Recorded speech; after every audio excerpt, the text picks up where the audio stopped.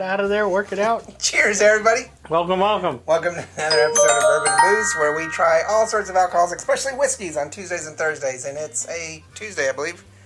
Or it's a Thursday. I think it's Tuesday.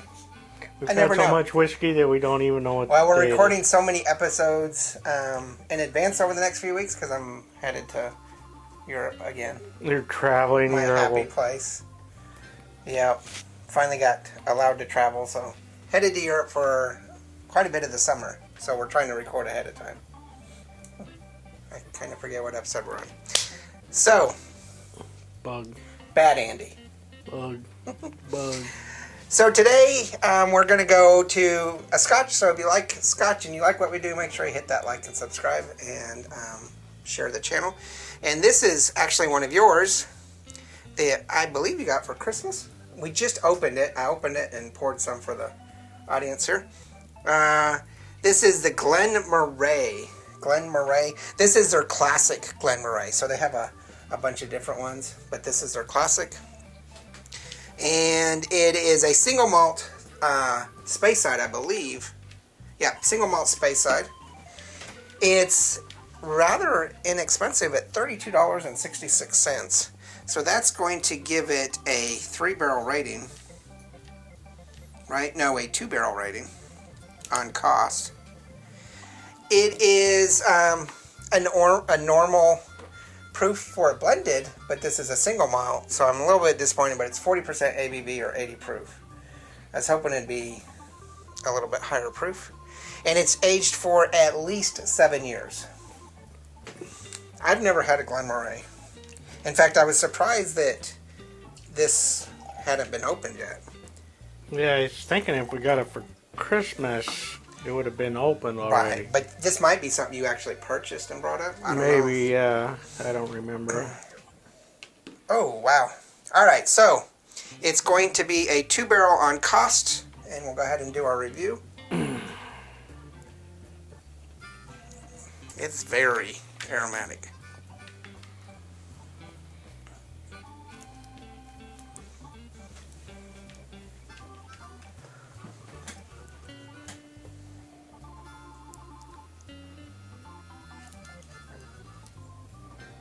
And I think this is no specific finish on it.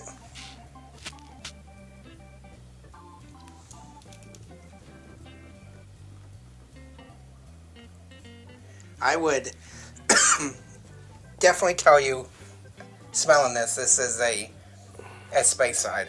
It's got a lot going on. Yeah.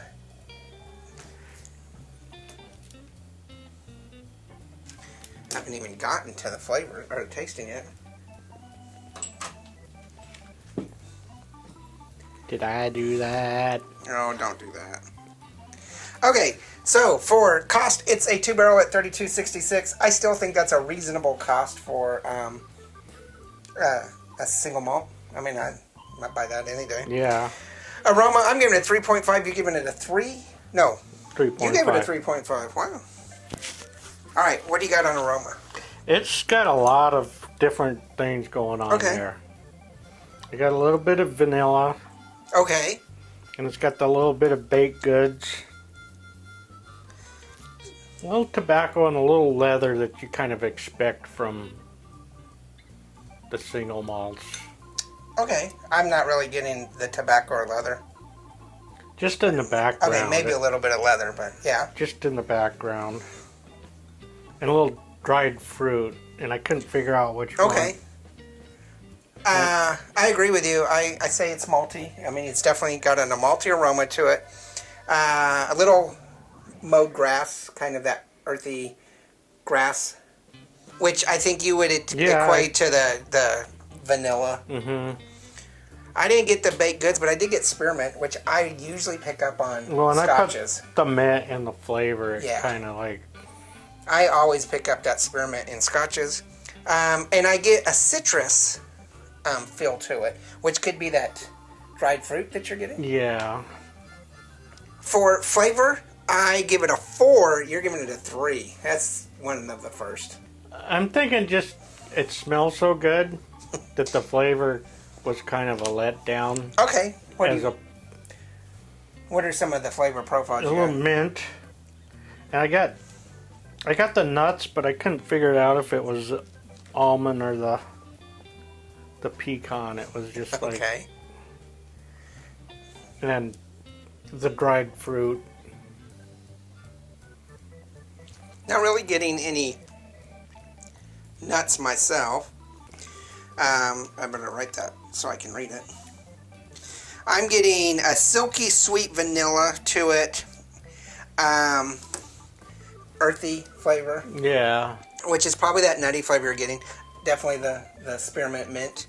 But I'm getting a tangerine kind of fruity flavor to it. Very citrusy Yes. kind of.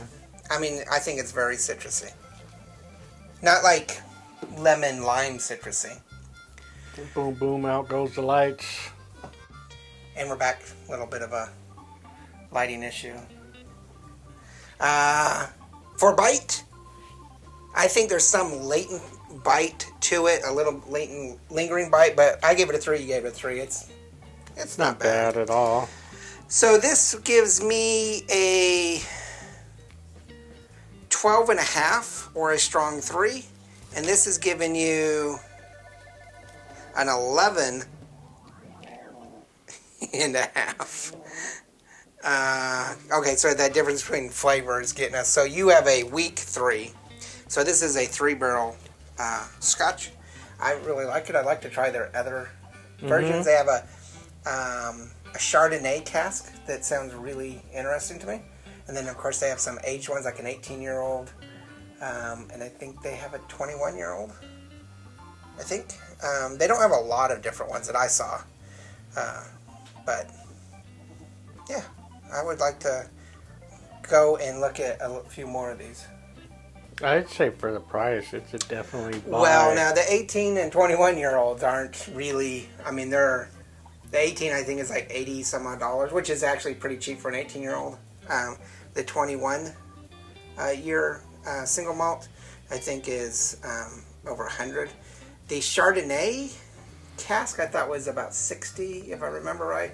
So this one at 32 is by far their cheapest. So tell us what you think about Moray.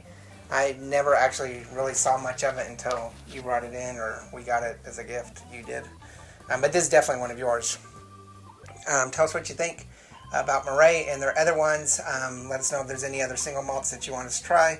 And as always, leave comments below. It helps us kind of figure things out. And this video is going a little bit long, so Cody's already found toys to play with because he's making noises over there. Make sure you hit the like and subscribe. Check out Instagram, Facebook, Twitter, and merchandise. Remember, there's no bad whiskey. There's only good whiskey and great whiskey, and this is really good whiskey. Cheers. Cheers. Laters.